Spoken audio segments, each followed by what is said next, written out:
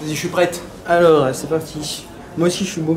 Tu t'es recoiffé là? Ah oui, je suis tout beau, tout propre. Et yo, salut, c'est Light, alias B-Boy Dracolite. Alors déjà, je vous explique, ma vidéo sur l'univers YouTube sera divisée en 3 parties. Donc 2 parties interview et une partie conclusion, analyse. Deuxième point, j'ai fait l'interview de monsieur Wartek, je dirais plutôt même Anil. Et tout récemment, il a sorti une vidéo, pareil, sur l'univers YouTube, où il critiquait certaines choses de YouTube. Et ça, c'était super intéressant. Donc je vais me servir de quelques extraits de sa vidéo, qui est d'ailleurs de meilleure qualité que mon interview. Faut savoir que j'avais pas de micro durant les interviews. Donc c'est parti, première question. Bonjour, présente-toi, comment t'appelles-tu? Tu es qui? Peut-être toi qui regarde cette vidéo ne me connais peut-être pas, donc je m'appelle Anil, alias Wartek sur YouTube depuis 2010. Yo, salut, moi je m'appelle Light, je tiens une chaîne YouTube qui s'appelle Dracolite et une autre qui s'appelle LifeNote. Ma chaîne secondaire, c'est plus des trucs geeks. Et ma chaîne principale, c'est plus orienté humour, sport. Alors bonjour, je m'appelle Lara de la chaîne La Ramène Pas. J'ai aux alentours de 750 abonnés. Sur ma chaîne, je vais faire des parodies de youtubeuses beauté et des débats toujours un peu avec humour. Je donne un peu mon point de vue sur les choses de la société. J'essaie de faire passer des petits messages tout en restant dans la joie et la bonne humeur. Alors j'ai 19 ans et je suis sur YouTube depuis que j'ai 11 ans. J'ai 25 ans, je fais 26 ans le 3 décembre de cette année. Alors moi j'ai 20 ans et je regardais des vidéos sur YouTube depuis la création de cette plateforme. Cependant j'ai commencé à bien découvrir tout l'univers YouTube avec tous les youtubeurs, etc. Qu'à partir de 2012. Quand j'avais 11 ans, j'ai posté des vidéos. Des trucs nuls que tu fais sur Windows Movie Maker quand t'as 11 ans et que t'es content de poster. Et j'ai retrouvé ça il y a pas longtemps d'ailleurs, je savais même pas que j'avais fait ça. Moi je serais prêt à payer pour revoir ma première vidéo. Mais du coup là ça fait un an que je fais des vidéos vraiment sur La Ramène Pas. J'ai fêté les 1 an le 25 août, on est le... En 2013, j'ai commencé déjà à réfléchir le concept, etc. de ma chaîne YouTube pour créer ma chaîne YouTube, commencer mes premières vidéos. Mais j'ai mis en ligne le mois de septembre 2014, vraiment ma première vidéo en tant que YouTuber. J'ai commencé des vidéos sur Dailymotion en 2008 sur un jeu qui s'appelait Gears of War. Ensuite, j'ai ouvert une chaîne de gaming 2010, avril très exactement, qui s'appelle Wartek Gaming. Donc voilà, ça fait bientôt 7 ans que je suis sur YouTube. J'ai vu l'évolution de YouTube jusqu'aujourd'hui. J'étais dans les 20 premiers youtubeurs français avec mes compatriotes tels que Bismod, Diablo X9, Monsieur le V12.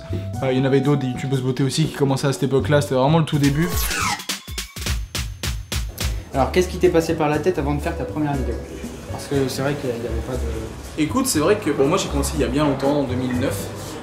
J'aimais faire du montage vidéo, j'avais déjà posté une vidéo d'un jeu qui s'appelait Gears of War à l'époque en 2007 sur Dailymotion parce que j'aimais juste monter et je savais pas quoi montrer, quoi monter et montrer, et du coup je me suis dit je vais tenter de jouer tout simplement aux jeux vidéo et essayer d'avoir... Tu parlais encore ou pas? Non, pas du tout, là c'était vraiment que de la capture, je mettais de la musique. Juste un gameplay et voilà, de la musique. Juste de la musique, du gameplay avec les sons du jeu, et j'ai posté ça comme ça.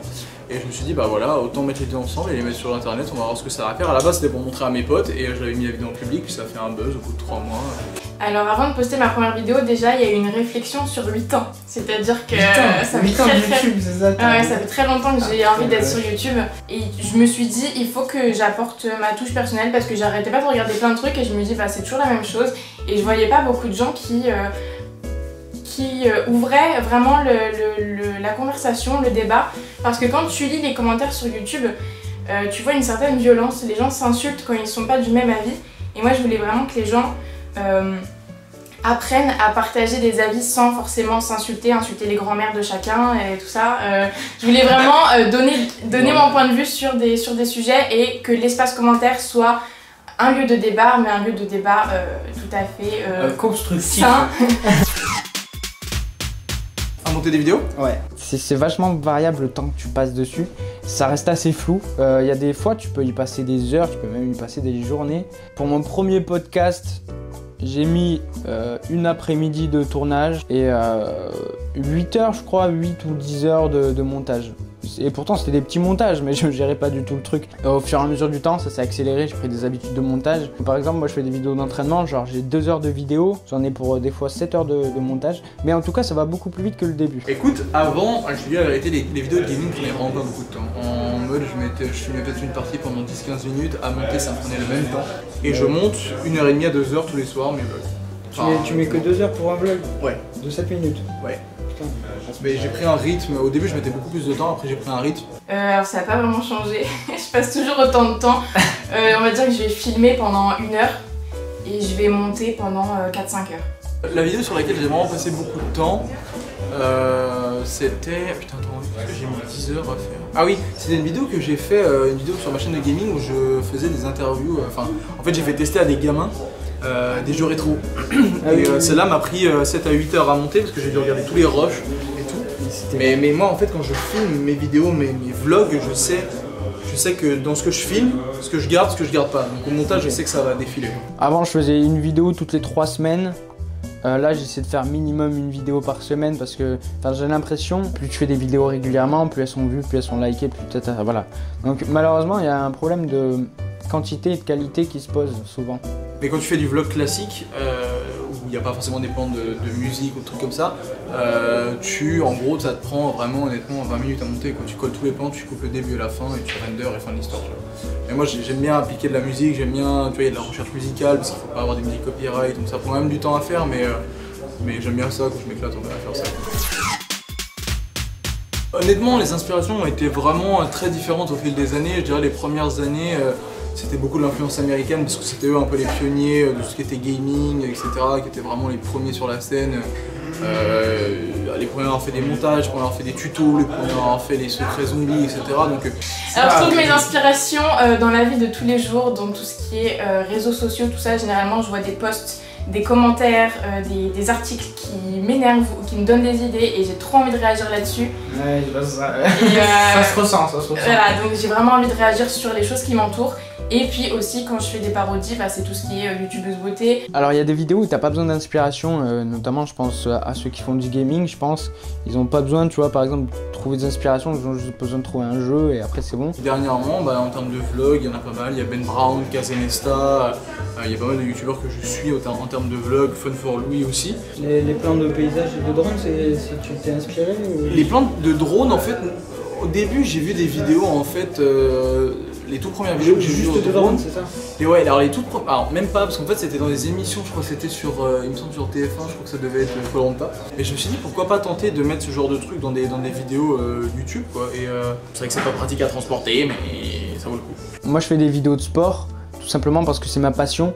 Donc je m'inspire naturellement de ce que j'aime. Pareil sur mes chaînes secondaires, par exemple, si je vois un film qui me fait kiffer, je fais oh putain, je vais faire une vidéo sur ce film, je l'ai adoré et tout, et voilà. Je m'inspire un petit peu de l'entourage de tout le monde, donc je pense que tout le monde a un point de vue et tout le monde a un avis sur ce que je fais parce que de toute façon, je pense qu'on est un peu tous concernés quand on a au moins une fois allumé la télé devant sa vie. Alors moi ça a commencé au début, j'avais que des personnes qui me connaissaient, j'avais 7 abonnés, quelque chose comme ça. J'avais essayé de partager en masse mon premier podcast mais pourtant j'avais que 7 abonnés. Et j'ai fait un gros bond en avant grâce à Guillaume Play et Squeezie qui m'ont fait passer à l'antenne. Là j'ai gagné 350 abonnés d'un coup, mais c'était pas des abonnés actifs, il y en avait même pas 30 qui étaient actifs. Donc ce boost ne m'a pas vraiment aidé, j'ai pas su assurer par la suite. Donc j'ai mis 1 an et demi pour atteindre les 1000 abonnés, j'ai marché à coup de boost. Je suis passé dans une vidéo de Wartech, je suis passé dans une vidéo de Coca-Cola. Ça s'est mis à augmenter super vite, 800. Et arrivé à 800, il y a Xenos, il m'a encore fait un coup de pub. Je suis passé à 1300. Du coup j'ai continué à faire du contenu. Là ça fait quoi? Ça fait 3 mois et je suis à 1800, je vais bientôt passer à 2000. Ça a été super long et j'ai pas vraiment l'impression que ma communauté a énormément augmenté, bizarrement. Alors ouais, quand les 100 ils sont arrivés vite. Ouais, les 100 sont arrivés assez vite, donc ça j'étais assez contente. Enfin assez vite pour moi, c'était genre quoi, 2 mois? Ouais. Moi je suis arrivé en une soirée. Je dis ça, je dis rien grâce à Squeezie, mais bon. Ok, super. Vas-y. Non, mais c'est vrai que t'es content quoi. Je veux dire, moi quand j'étais à 500 abonnés, j'étais émue. Tu vois, j'étais contente. T'étais émue, t'étais carrément été. Non mais j'ai pas pleuré, mais t'es contente toi parce que tu te dis, tu fais tout de A à Z, c'est-à-dire que tu te poses sur ton lit, tu mets ta caméra, tu parles et ça plaît à des gens et t'as passé des heures au montage, t'as passé plein de choses, tu t'es fait chier à réfléchir à ce que tu pourrais faire, les extra scènes, enfin tout ce qui est décoration, tout ce qui est accessoires et machin, enfin je sais pas, tu passes du temps sur un truc et t'es récompensé, donc forcément. Il y a eu la vidéo avec Kama des trucs, qui est peut-être encore modérateur sur jeuxvideo.com. Ah putain, je savais pas. Et en fait, donc j'ai une grosse communauté de jeuxvideo.com qui est arrivée. Ah ouais, ouais. En fait, on a fait une parodie de Studio Bubble Tea sur sa chaîne, qui a été vue par beaucoup de monde. Donc du coup, j'ai été vue par Absol, qui juste après est venu s'abonner à ma chaîne. Et donc j'ai eu aussi un petit boost donc, de Kama et après de Absol. T'as la chance d'être Absol. Et de Clemity Jane qui a tweeté. Clemity Jane aussi. Ouais, Clemity Jane qui a tweeté ma chaîne en disant c'est inadmissible, comment elle peut avoir aussi peu d'abonnés. Ah ouais, carrément. Du coup, il y en a 2-3 qui sont venus genre salut, on est là. Et du coup, j'ai fait ah merci, c'est trop gentil. Et ben, j'ai mis un petit peu plus d'un an, un an et un mois pour atteindre les 750. En fait, j'ai eu 1000 abonnés en presque une semaine et ensuite j'ai mis 5 mois, arrivé à 8000 et j'ai recréé ma chaîne Warte Gaming en avril 2011. Parce qu'en fait j'ai eu un problème de copyright de musique, j'avais 2 strikes sur YouTube et au 3e strike on ferme ta chaîne. Donc en fait j'ai recréé une nouvelle chaîne qui s'appelait Warte Gaming. La première année jusqu'à 2013 je suis arrivé à 100 000 abonnés, de 2012 à 2013 je suis arrivé presque à 500 000 abonnés et au fur et à mesure des années, en 3 ans j'ai pris 1 million d'abonnés, je suis à 1 400 000 et quelques mille. Sur ma chaîne de vlog, je l'ai démarré en octobre 2014. J'ai fait qu'une trentaine de vidéos jusqu'à décembre. Donc je faisais vraiment des vidéos vraiment très peu. J'ai commencé les daily vlogs en octobre 2015. Je suis à 240 vidéos. Et du coup, j'ai passé les 500 000 abonnés il y a un peu moins d'un mois. En fait, j'ai commencé à en vivre il y a 3 ans, je pense. Au début, j'ai gardé le même format. 2013. T'as commencé en vivre tard, t'avais déjà pas mal d'abonnés, je crois. J'avais, en fait, l'année 2013, je suis passé de 100 000 à 450 000 abonnés. J'ai pris 350 000 abonnés en un an. Alors moi, non, pas du tout, je ne vis pas du tout de cette passion, même si j'aimerais beaucoup, ça me permettrait d'être beaucoup plus régulier. Non. Non, je ne vis pas de cette passion. Je ne Et pour quelle raison tu ne touches pas d'argent? Je ne touche absolument rien. C'est fou ça. Je ne touche rien de mes vidéos, mais ça en reste, c'est une passion, donc contrairement à certaines personnes, je continue même si je ne gagne rien, tandis que certaines personnes se lancent et disent j'ai pas fait le buzz, du coup j'arrête, ou alors je fais que des putaclics, et puis voilà. Light. C'est une bonne question. Est-ce que ta vie privée, elle en a bavé? Ouais, elle en a bavé, ou écoute, elle en bave toujours. Je sais qu'il y a des trucs positifs, mais il y a également des trucs négatifs. Écoute, effectivement, je suis sorti pendant un an donc, avec Marie, et du coup, ça a été une surexposition qui était... Moi, j'ai pas mal vécu, mais que je dirais que pour vivre heureux dans ma situation, faut vivre caché, tu vois, malheureusement. T'aurais aimé ne pas vivre comme ça. Voilà, oui, effectivement. Et justement aujourd'hui, non, j'en bave pas parce que moi ça me fait toujours plaisir de rencontrer des gens qui me connaissent, qui veulent discuter, etc. Qui veulent. Voilà, parce qu'en vrai il y a beaucoup de gens qui me connaissent ma vie, qui savent ce que je fais, qui savent comment je m'appelle, qui savent ce qui s'est passé dans ma vie. Et moi je connais rien de ceux qui me voient. Donc j'essaie toujours de prendre un peu le temps, de discuter avec les gens quand j'en ai l'occasion. Mais c'est vrai que quand c'est sur des salons, genre Vidéo City ou des trucs comme ça, j'appelle ça l'usine, c'est genre en mode bonjour, photo, au revoir, bonjour, photo, au revoir, et j'aime pas spécialement ça. Donc quand je rencontre des abonnés un peu en dehors, j'essaie de discuter un peu avec eux, savoir ce qu'ils font, quel âge ils ont, etc. Donc, je me fais tout le temps arrêter dans la rue pour des autographes et tout, je n'en peux plus, mon mec me dit arrête, maintenant c'est fini toi et moi. Ok. On est sur la corde raide comme ça. Non, dans ma vie privée, non franchement tout s'est super bien passé, merci YouTube parce que j'ai rencontré plein de gens, j'ai pas énormément d'amis dans la vraie vie. Alors ma famille ne sait rien du tout et elle ne va rien savoir du tout jusqu'à un certain palier. Ok. Bah tu rencontres des gens que tu n'aurais jamais pu rencontrer et même des gens qui sont uniquement entre guillemets spectateurs. Et ben on s'est rencontrés dans la vraie vie et c'est devenu des amis et eux-mêmes disent mais on a trop de la chance de se rencontrer parce que on l'aurait pas fait à l'école, on l'aurait pas fait dans la rue. Donc du coup c'est plutôt positif. C'est plutôt positif. Tout va très bien dans ma vie.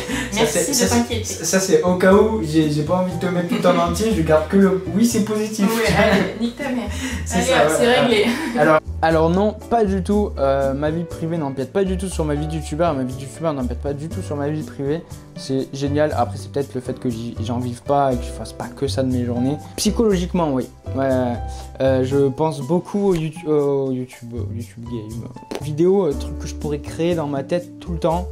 Mais ça c'est pas un défaut de YouTube, c'est un défaut de moi, c'est ma créativité qui est comme ça et ça je peux rien y faire. Moi je pense plutôt que YouTube peut m'apporter des bonnes choses pour ma vie privée, puis on fait des rencontres du fait qu'on soit connu et ça c'est génial, ça peut pas être négatif ça, c'est pas possible. À part si t'es détesté de la communauté, là ça serait compréhensible. C'est à moi que tu poses cette question. C'est qui a fait ces questions? Ah, c'est moi qui ai fait ces questions. Oui, bien sûr, des projets, j'en ai plein, mais je crois que tous les youtubeurs, on a plein de projets parce qu'on ne dirait pas, mais je vous promets, on est des artistes, les youtubeurs. On a envie de partager des choses, on a envie de créer, on a envie de faire plein de trucs. Enfin, du moins pour ma part, c'est le cas. Moi, par exemple, j'ai envie de créer un animé, de faire un film, une série, même un spectacle et tout, un show de malade.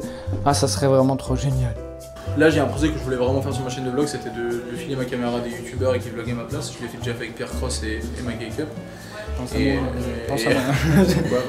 Et du coup, là, j'aimerais le faire avec d'autres et reprendre un peu ça à la rentrée. Là, tout le monde est un peu en vacances, donc j'attends un peu. Et puis voilà, mais comme projet précis, non, je me laisse vivre, je regarde ce qui m'arrive. Non, c'est un projet d'émission qui va être sur ma chaîne. Mais j'en parle pas parce que ça n'existe pas encore sur YouTube et du coup j'ai pas envie qu'on me pique l'idée. Moi j'ai la même idée, du coup je vais faire ma gueule moi aussi, tu vois. Voilà. J'ai la même idée, tu sais. Non, moi ce serait une émission en direct, tous les genre samedi soir. Genre sur fond vert et tout, genre un truc vraiment bien propre et tout. Je vois que les choses sur YouTube changent énormément et que ce changement m'affecte parce que ça m'attriste de voir ce que ça devient. Quand j'assiste et que je vois ce qu'il y a dans les vidéos recommandations, ça me rend taré. Faut tout pour être visible, pour se faire remarquer. On voit des vidéos qui sont pas du tout légitimes parce que les titres, qu'on appelle très communément les titres putaclic, dominent YouTube et qu'aujourd'hui, si on ne fait pas un titre putaclic, bah, personne ne regarde la vidéo. Ça m'énerve, franchement ça m'énerve parce que y a plein d'autres youtubeurs qui font des bons contenus et j'en connais plein que j'aimerais pouvoir aider, faire élever leur chaîne au plus haut sommet parce qu'ils font du contenu intéressant et ils sont dans une niche. J'ai fait une vidéo qui s'intitule l'usine interdite, dans laquelle j'ai été avec mon ami Elliot visiter une usine fermée, complètement taguée, etc. où j'ai fait des plans au stabilisateur, au drone, avec ma caméra, j'ai fait de l'étalonnage, de la color correction sur tous les plans, de la synchro musicale, enfin j'ai fait tout ce qu'on peut faire sur un gros montage. Ça m'a pris 8 heures, j'ai passé toute la nuit dessus et je me suis éclaté à faire ça et j'ai fait 110 000 vues sur la vidéo. J'ai fait pour comparer une autre vidéo où j'ai marqué tout simplement mon nouvel appartement, là où je suis en ce moment. J'ai fait 250 000 vues alors que je vous montre une cuisine, une chiotte, enfin un chiotte, une chambre, un salon, enfin ce que tout le monde a chez lui quoi. Et voilà, et c'est ça qui me désole, c'est parce que c'est juste le titre qui fait la différence. J'aurais appelé ma vidéo, j'ai failli mourir dans une usine désaffectée, j'aurais fait peut-être 400 000 vues de plus, mais je me serais fait défoncer sur la vidéo. Parce qu'aujourd'hui c'est comme ça que ça marche, plus les titres sont racoleurs et presque même aguicheurs, plus ça marche. Pour moi ça m'énerve parce qu'un artiste ne devrait pas avoir à gérer ce management abusif. À l'époque je faisais des vidéos top 10 sur Call of Duty où je sortais la vidéo le vendredi, le dimanche j'avais 400 000 vues, la vidéo s'appelait Top 10 épisode 3 et les gens regardaient parce qu'ils s'intéressaient au contenu. Aujourd'hui il y a tellement de youtubeurs qui sont sur YouTube tout simplement, hein, logiquement, qui font des contenus, qui produisent énormément de choses que pour sortir du lot, tout ce qu'on a trouvé et tout ce que les créateurs de contenu et les youtubeurs et tout ont trouvé, c'est de mettre des titres de merde. Moi je fais partie de l'ancienne génération de youtubeurs parce que je pense que c'est comme ça. Aujourd'hui il y a deux générations de youtubeurs, il y a les anciens comme moi, comme d'autres qui sont là depuis longtemps, et il y a les nouveaux youtubeurs un peu plus jeunes qui arrivent voilà sur YouTube. Moi honnêtement au tout début je respectais ça, j'étais là ouais c'est trop cool, putain il y a une nouvelle génération, ça se rafraîchit, c'est normal, c'est comme dans tout. Sauf qu'aujourd'hui les contenus des nouveaux youtubeurs sont des fois pas du tout de qualité, de bonne qualité, donc voilà, c'est juste des vidéos qui sont là pour vous divertir, qui vont vite, et voilà, et vous regardez, et vous réfléchissez pas, et fin de l'histoire. Mais les filles qui arrivent et qui s'autoproclament youtubeuses beauté, qui te disent beauté et que sur leur chaîne c'est que des tags, ça c'est rien de plus agaçant parce que c'est pas de la beauté, c'est du lifestyle, et dire ce qu'il y a dans ton sac à main pendant 18 minutes. Après voilà, peut-être que c'est comme ça parce que comme tout est devenu mainstream, tout ce qui touche un plus grand public doit aller plus vite et doit intéresser le plus de monde possible. J'en sais rien. En tout cas moi je suis arrivé à un stade aujourd'hui où je me dis que faire mes vidéos pour mettre des titres de merde et que je sois obligé de mettre des titres de merde pour faire mes vidéos, sur des vidéos sur lesquelles j'ai fait de la qualité, ça me fait chier. Vraiment. Est-ce que vu qu'on n'a pas de solution face à YouTube, vu qu'on travaille pas chez YouTube, on est obligé de se soumettre au système de management, au système d'algorithme YouTube pour se faire connaître. C'est-à-dire que se créer plein de comptes pour s'auto-liker, s'auto-commenter et s'auto-reliker les commentaires, déjà je trouve que la manière est intelligente, il fallait y penser parce qu'on n'avait jamais vu ça sur YouTube. Après, les gens se sont abonnés, on les a pas forcés. C'est juste qu'à force de voir un top commentaire, tu vas voir, c'est tout. Si on parle d'autres chaînes du genre nanani nanana, se servir de ses gosses par exemple. Ah là, je sais pas du tout quelle chaîne tu parles, franchement. Ça c'est choquant, écœurant. Et on n'a pas. Non mais on peut pas. Non mais on peut pas dire oui non mais c'est bien pour eux, ils ont réussi. C'est pas bien, c'est pas bien de profiter de ces gosses à ce point-là. Et moi je me pose vraiment la question. Les gamines sont-elles heureuses quand tu vois la plus petite qui baille tout le temps, qui se fait chier, qui s'ennuie, elle est tellement couverte de cadeaux qu'elle n'a plus la valeur des choses quoi, elle a plus la valeur des objets, est-ce qu'elle a une valeur, est-ce que plus tard elle va avoir une valeur de l'argent ou est-ce que comme tout va tomber comme ça, les enfants stars, il y en a beaucoup qui ont mal tourné, si tu prends Macaulay Culkin qui était dans Maman j'ai raté l'avion, les trucs comme ça, je veux dire aujourd'hui elle les joue hyper creuses, il est drogué jusqu'au sang, ils ont tellement connu la popularité quand ils étaient gosses, qu'ils recherchent la popularité toute leur vie et quand ils l'ont pas, bah, ça les déprime. Je l'ai pas écrit mais d'ailleurs les musiques tu les fais toi-même, tu vas avoir des musiques no copyrightées sur internet ou tu les achètes? En fait au début j'ai acheté une playlist de 250 chansons, ça m'a coûté 240 € pour 250 chansons et en fait maintenant en fait dans mes derniers vlogs j'ai dit écoutez si vous êtes des créateurs de musique, si vous faites de la musique vous-même, envoyez-les moi et je peux les mettre pour mes vlogs. Il y a beaucoup de problèmes de copyright, de droit à l'image, de plein de choses comme ça. Et une fois dans une vidéo j'ai dû utiliser 4 secondes de Céline Dion, c'est passé crème. Céline Dion c'est la vie.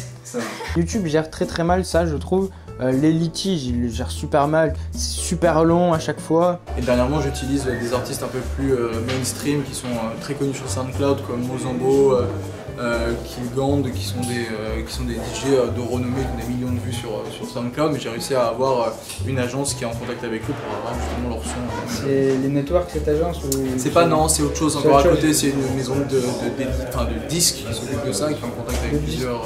YouTube en général c'est une plateforme tout à fait extraordinaire. Extraordinaire. Mais non mais c'est vrai, ça permet tellement de choses, c'est-à-dire qu'à la télé on est tellement limité et le politiquement correct, il faut pas faire ci, il faut pas faire ça, et attention la production veut machin et machin. Là t'es dans ta chambre, t'as ta caméra et tu dis ce que tu veux et... Justement, question numéro 2, que penses-tu des nouvelles mises à jour YouTube? Mauvaise question. Alors, les mises à jour que j'ai pas pu poser aux autres youtubeurs mais ouais. Avec les nouvelles règles YouTube, ils peuvent te démonétiser une vidéo comme ça, enfin c'est n'importe quoi, on n'a même plus le droit de dire de gros mots sous peine d'être démonétisé ou quoi que ce soit. Et c'est une attaque vraiment à la liberté d'expression. Parce que tu dis merde, hein, mais attendez, vous avez dit merde, alors vous allez arrêter de vivre de ça, merci.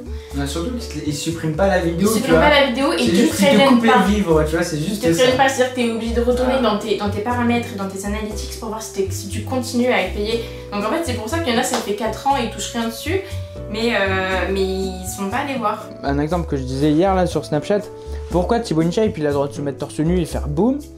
Et pourquoi une meuf ne peut pas se mettre torse nu et faire boum, tu vois, sans qu'il y ait un contenu moins de 18 ans ou que la vidéo se fasse striker, tu vois. Léo Jeune, par exemple, dans une de ses vidéos, il avait mis elle avait accroché un god à une porte, tu vois. Un god, tu vois, qui bouge, un truc, tu vois, mais c'était pour la blague. Avec des bruits subjectifs, c'est-à-dire une femme qui crie, fait tu vois. À cause de ça, sa vidéo, elle a été mise au moins de 18 ans. Une vidéo du Rire Jeune, au moins de 18 ans.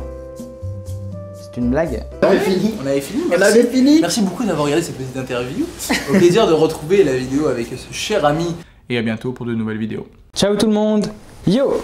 Yo.